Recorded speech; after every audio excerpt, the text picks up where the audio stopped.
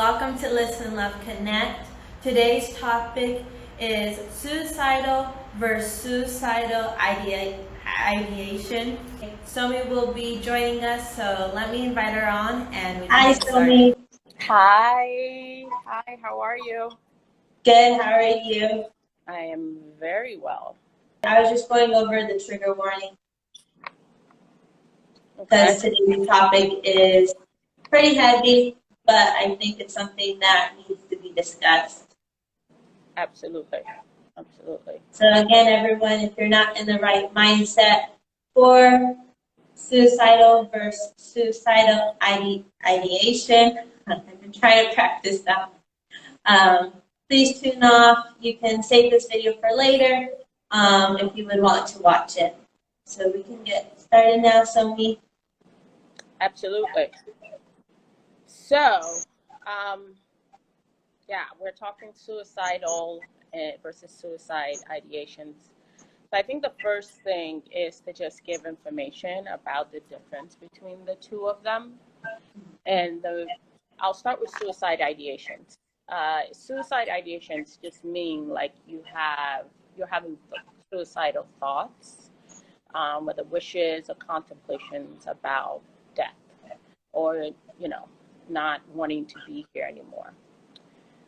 We'll get in a bit more into that, but I'm just going to give like basic, if you will, definitions. But I should also say that there is not a consensus professionally as to, or like a universal definition for suicide ideation. I think that's important to note because you could talk to somebody else or be in a different country and their understanding of suicide ideations may be different. But a broad term or broad definition for suicide ideations is that you have wishes or you've had thoughts about, what if I'm not here anymore? Maybe it's time for me to not be here on Earth in that capacity. Now, being suicidal is that you have an active plan of, you're very clear, however, it being in that moment mentally that you do not want to live anymore, and you have an active plan, whatever that may be. And again, I think one of the key things to point out is that the, gap or even the escalation from just suicide ideations to being suicidal, that isn't something that anybody can really predict. So yes, you could have somebody that is suicidal and didn't have like a history of suicide ideations. Or you could have someone that has a history of suicide ideation but has never been suicidal. So I think that's important to kind of make those distinctions. So one's the idea, and one is trying or taking action upon, basically. Yes, for the most part, because with suicide ideations, you can have active ideations and you could have passive ideations. And basically, just like active ideations just mean like they're current, they're very specific, they're self-harm. I think that a lot of times and I think we're going to talk about this further down, but some of the things we neglect or we don't realize is a pattern of suicidal behavior. And being passive is just you have a general wish, and it is my belief. I don't have any scientific evidence to support this because honestly, there isn't really much scientific evidence to say this, but I wouldn't be shocked if 90% or even more of people globally, in the entire world at one point in time have had a suicide ideation, have had no plan or anything, but have had a thought, I wish I was not here right now. So, again, you have the active, you have the passive, and the escalation from being actually suicidal. A lot of times people dismiss it because either the person has said, "Oh, had many suicide ideation," so then we dismiss it. So it could be very long, or it could be a very short period of time. Yeah, I could agree to that. Because I know after what happened to me, my sexual assault, it was very hard afterwards. And I know there were times that I didn't want to be here anymore. And I can't say for sure if I gave signs or not, because obviously I was in it. But from an outsider's perspective, I don't know. I could have.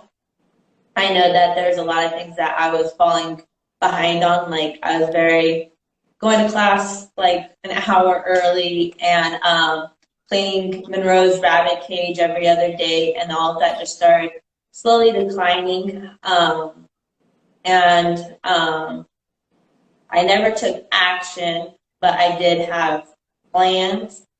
And most of the time, they were just spur of the moment type ones. They weren't like on this day this is going to happen. It was just more of I'm walking across the street. Maybe if I walk into it, I can get hit hard enough and not be here anymore. But then I would have a second thought of who would take care of Monroe. When I would be in my room thinking of it, I'd be like, what if they don't find me? Who would be taking care of Monroe?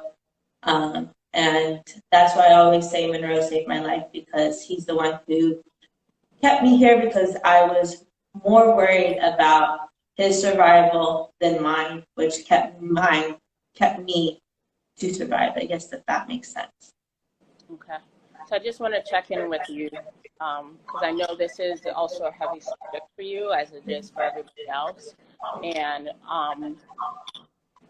I also want to be very cognizant of the fact that we don't want to trigger memories, emotions that, kind of tip people to a place that they've been and they don't want to be. So, I just want to check in with you if you're still good. Yeah. Okay. All right. So one of the things I did want to ask you, though, because one of the things that I've been looking at is, well, several things. This concept of lifetime risk versus imminent risk, Mm-hmm. and then this language of attention seeking and what I call versus connections, if you will. I do want to mention that, the World Health Organization in 2013 said that suicides are a global public, health issue.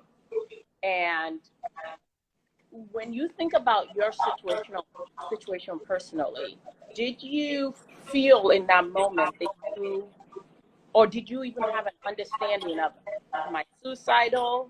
Am I just having suicide ideation? What was your mind frame then? So at the time, I thought there was just suicide. I didn't know that there was suicide ideation. Sorry if I keep screwing that up. And then suicidal. So I didn't really know the difference until my second semester. I had to take a death, dying, and grievance class. And that's when the topic was brought up to me. But when they talked about suicidal, they said it as it was an attention seeking, like they just wanted attention. And I honestly don't feel like that to be true, because most of the time, this is just my opinion, most of the time, if someone's suicidal, given my own personal experience, they try to stay quiet about it. And they don't want it to make it a big old thing. So that's just my take on it. Yeah. Okay. So one of the things I feel like we have to do better as a society is, given some of the statistics that I was looking at, in 2019, just in the United States, about 12 million people self-reported that they had suicide ideation. Whether that was, the frequency of it, the, lifetime of it, that isn't known, but they just admitted, like, yes, in 2019, this is before COVID. Now we're waiting for the statistics given COVID to kick in, which I anticipate are going to be much higher. But out of those 12 million people, about 1.4 of them attempted suicide. Mm-hmm. And of the 1.4 that attempted suicide, a third of them said they never or showed no signs of ever receiving any kind of health care, whether from a primary care physician or a mental health professional. So one of the things that I know, I've had clients that have struggled with suicide ideations and have been suicidal. One of the things that I glean from them, from that aspect of attention versus connection, and this is something that I asked a parent once that came to me saying, hey, I feel that my son is suicidal. But then they were like, well, I feel like he's seeking attention. And I said, what if he is? And it kind of stumped them.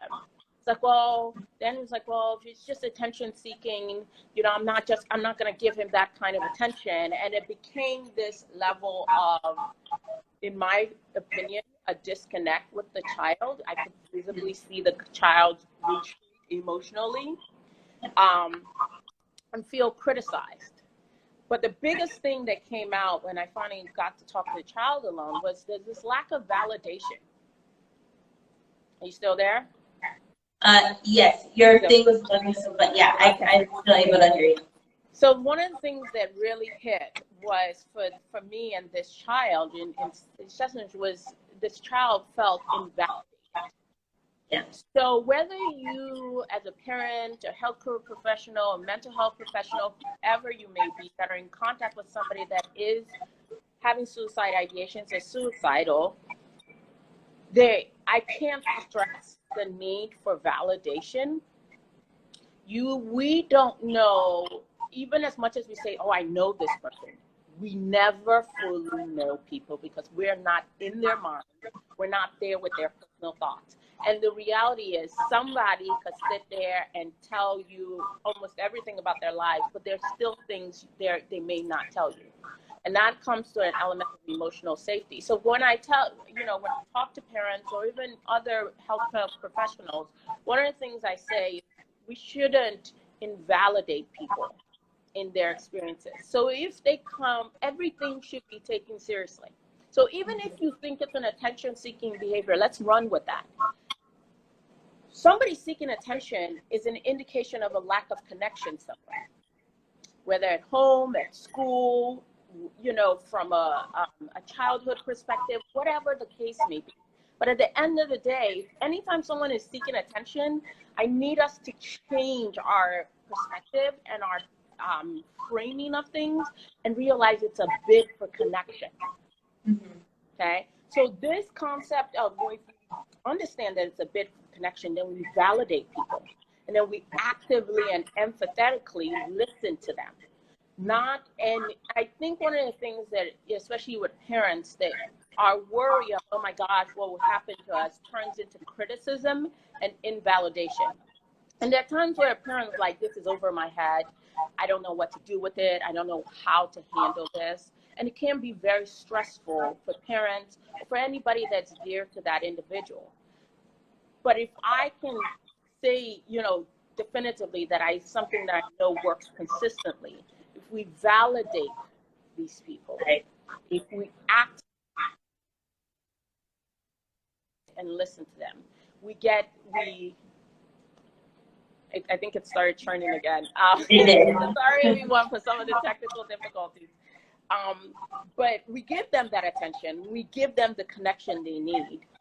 We stand a better chance of curtailing or helping them curtail what is causing them to go in that direction of where it's like, I don't want to be here anymore.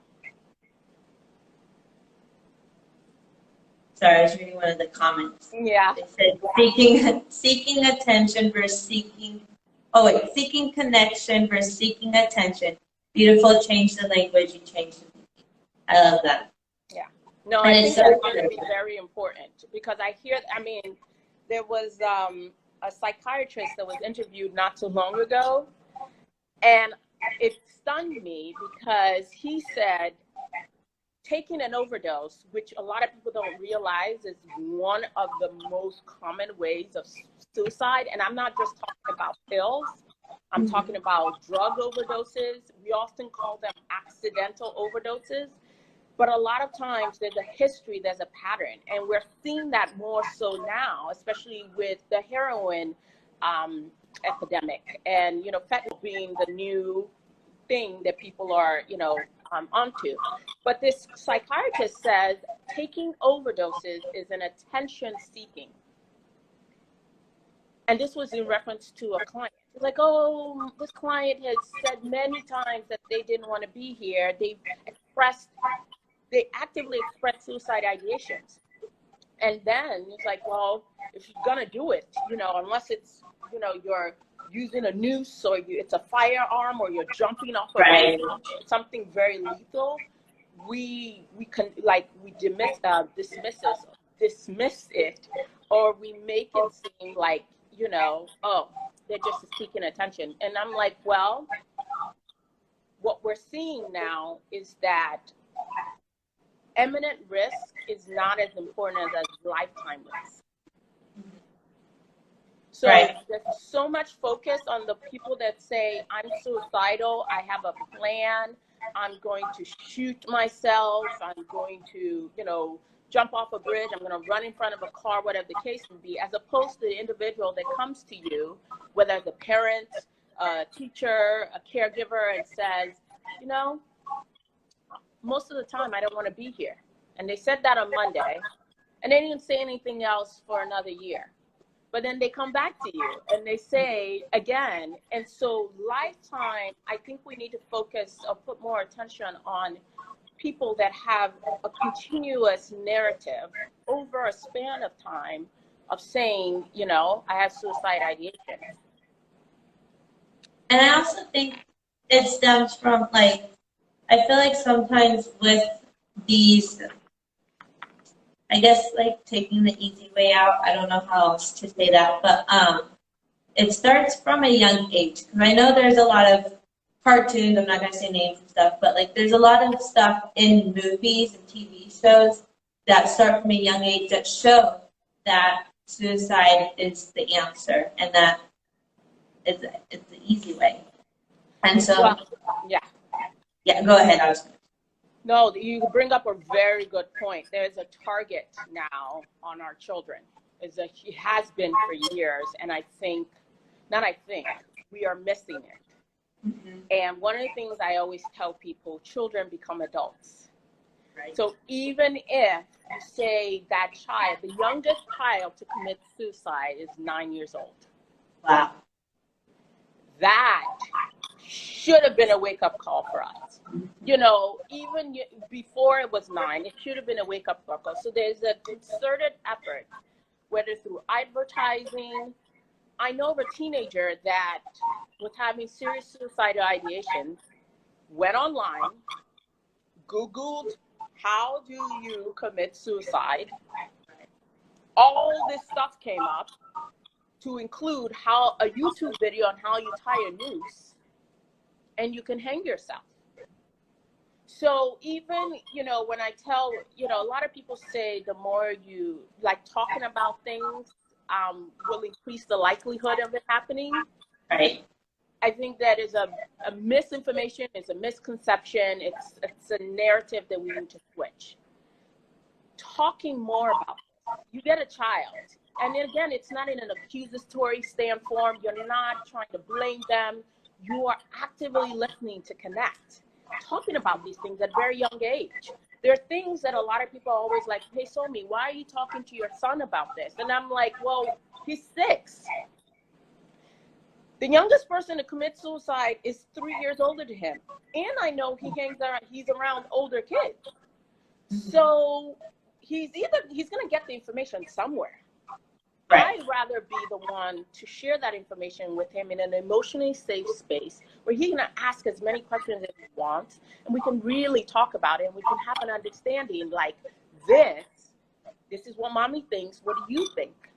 You know, and then it gives room for, if a friend, I know of family members that, you know, I have a niece that a friend of hers confided in her that she was suicidal.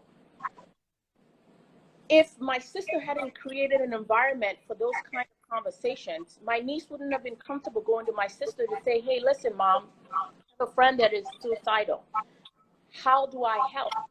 Or is there something you can, you know, how do you help me help her? Whatever. And I think you know, we diminish or undermine the importance of reducing stress in our lives, and how stress plays a huge part in some of suicidal ideations and suicidal behavior patterns. It's actually one of the predictors of suicide. So I wanted to touch real quickly on, because I think this is important. Having suicidal ideations or being suicidal is no respecter of persons. Here's some of the 10 things they said can tip you over the edge to actually committing suicide. You have bipolar disorder, diagnosed or undiagnosed. You have borderline personality disorder, diagnosed or undiagnosed. You have depression, diagnosed or undiagnosed. You have a family history of depression, diagnosed or undiagnosed.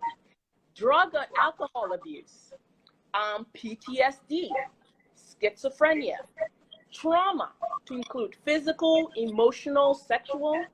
And then here's the kicker. Any stressful event in your life could send you over the edge. Here's a good example. There's a man I used to know years ago. He was an executive. He was doing some shady stuff.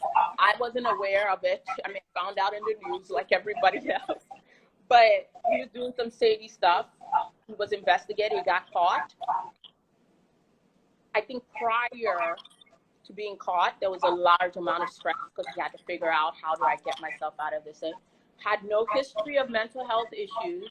I don't know about his family background, no drug use, no nothing like that. But that one specific stressful event, it was, am I going to go to jail for a bit of time, or do I just end my life? And in a short amount of time, it wasn't years, it wasn't months, that was it. He decided it was better to end his life.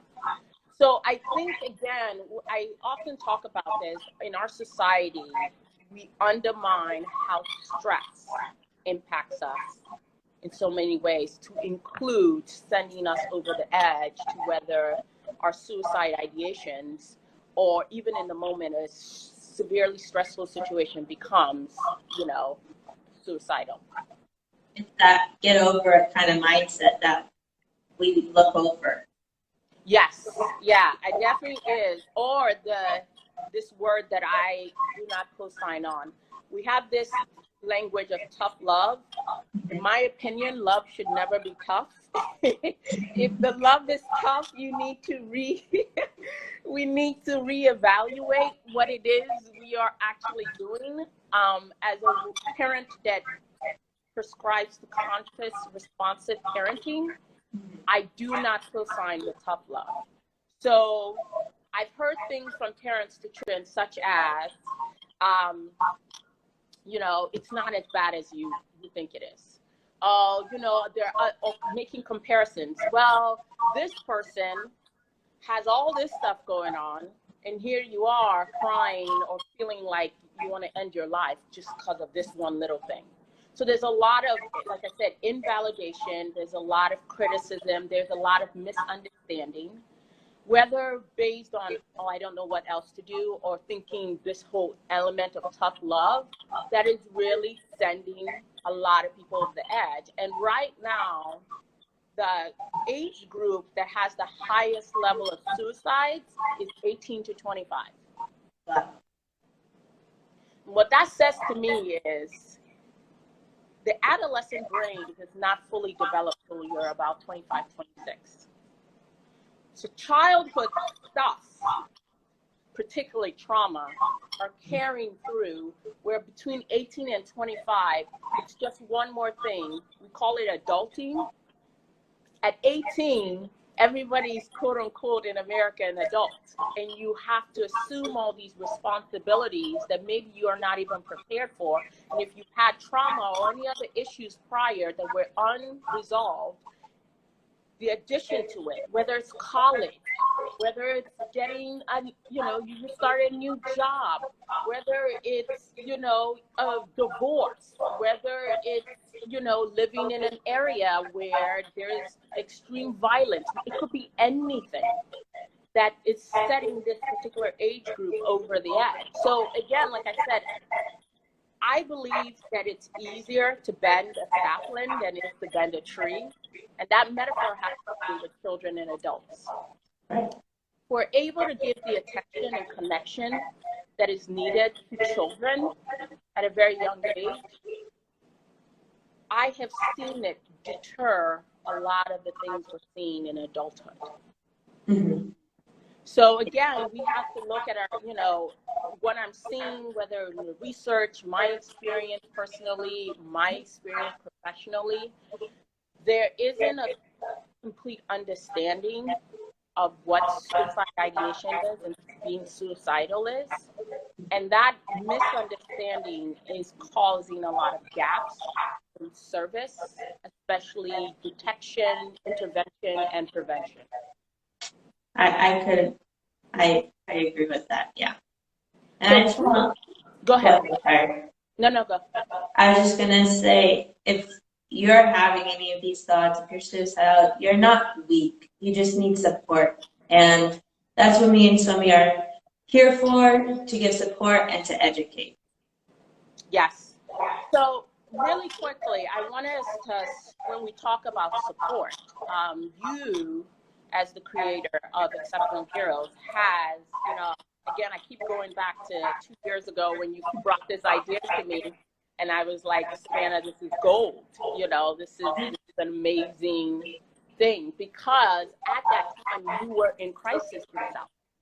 Yeah. And whether you realize you had moments of suicide ideation, obviously you were not actively suicidal, but you had suicide ideation. But with the right support, you were able to move to a different mindset, and it wasn't easy, and it wasn't linear. It was very difficult. Yes. One day you things seem good, and the next day you're like, Zoe! One day I did see a future, the next one I did. Exactly. And we laugh about it now, but it's nothing, it's not a laughing situation, but it's just real.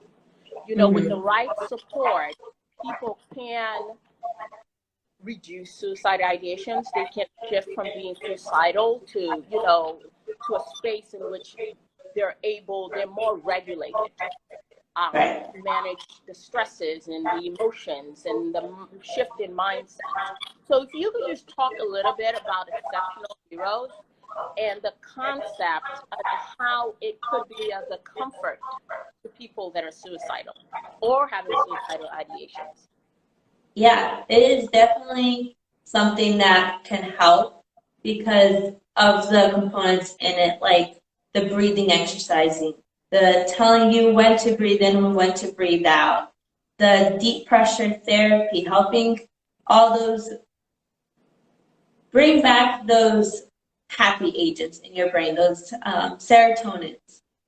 I forgot the word. But those serotonins in your brain, bringing you back to peace.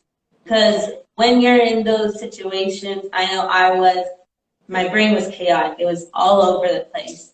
And having something that can lay on you, you can look them in the eye because they look like animals, and just feel that connection. Yes, it's a stuffed animal, but there's been a lot of research that's shown that stuffed animals can help people. And with having all these components, the breathing, the tactile stimulation, the deep pressure therapy, all can help bring your mind into a peaceful place and bringing in those serotonins. So I should also add, I think from a neurological standpoint, I think people need to understand that your central nervous system is beyond important. Yeah. And stabilizing that is key to pretty much stability of your life. Yeah. The brain is neuroplastic. What does that mean? Is that your brain on a daily, second, minute basis has the ability to heal itself. Mm-hmm. We just have to put the right messaging to the brain. So what Exceptional Heroes does, like with the breathing component, the 4-H thing, it literally is a medicine. I'm a a mental health professional, been that for 12 years.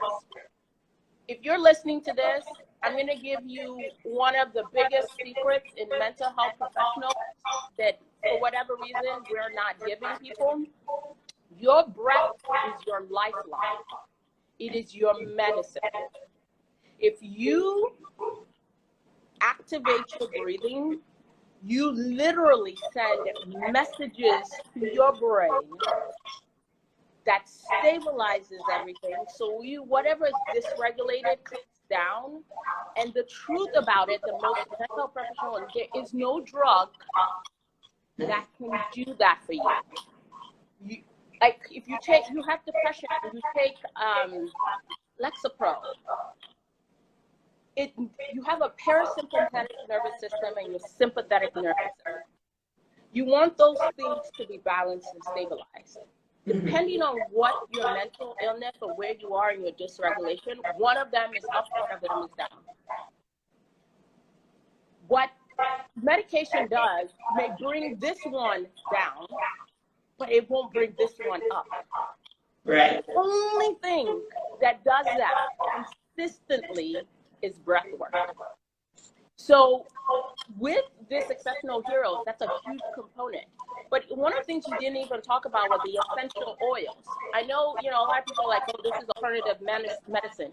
But the reality is alternative medicine used to be traditional medicine until we made it alternative. Right. So even from that perspective, I invite people not to pigeonhole themselves when it comes to treatment, suicide ideation, so being suicidal.